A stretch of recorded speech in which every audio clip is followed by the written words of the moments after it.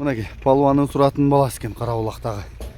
Азыр бир-эки улакта жүрдү эле, кандай болду экен, көрүндү экен. Салчы деп аттым эле, эгер тапсам кошуп коеюн, болбосо өзүңөр келип өспүрүм эсеп экен. Чаккан болсо ала бересиңер. Мына ушу улуу кардын ичинде, улуу тоонун койнунда дейт. Кыргызы жылкысы өспүрүм эсеп.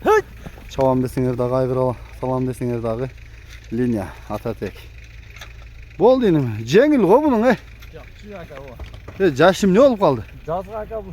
Кудай кааласа 2 жаш. Азыр жаңасы 4 жаш. Жаңасы бул. Ататеги тууралуу айтың. Ататек ошо Кошон аканын аттын балдарына. Ошонун прямой баласы уже. Шырамдан кийинкиси ака. Прямой экен анда. Ооба. Бою канча чыгат? Бою 60 болот ака. Тарбиясы кандай болду? Тарбиясы жакшы ака. Жүдүктөргө жакшы, аяк менен болбой, милет жакшы. Буагы да жакшы ака, топко карап. Быйыл чабып атасыңбы? Чабып атам, жаңы чабып болду. Ден соолугу Ден соолугу жакшыбы? Ден соолугу жакшы, жебичкери жакшы ака. Бул жеңил экен, Жакшы. Инин баасы канча? Баасын келишим сүйлөшөбүз эми. Бир сенен айтпасаң 200 миңге алганда эле чала берет да. Канча? 10, 10 миң доллар. Далили менен, Далили. Сен акеңдер алып келген да? Ооба. Ушул Карабулакта бир өтө кыйын аттарды кармаган ака бар. Ошол кишилер алып келген экен, Арт жактары. Баштары окшой экен, жазылачы көргөндөр. Арка сорлорун Азусу.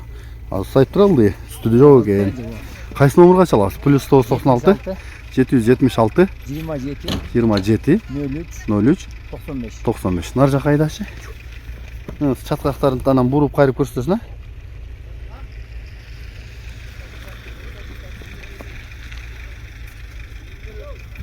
Болду, жарайт, жарайт.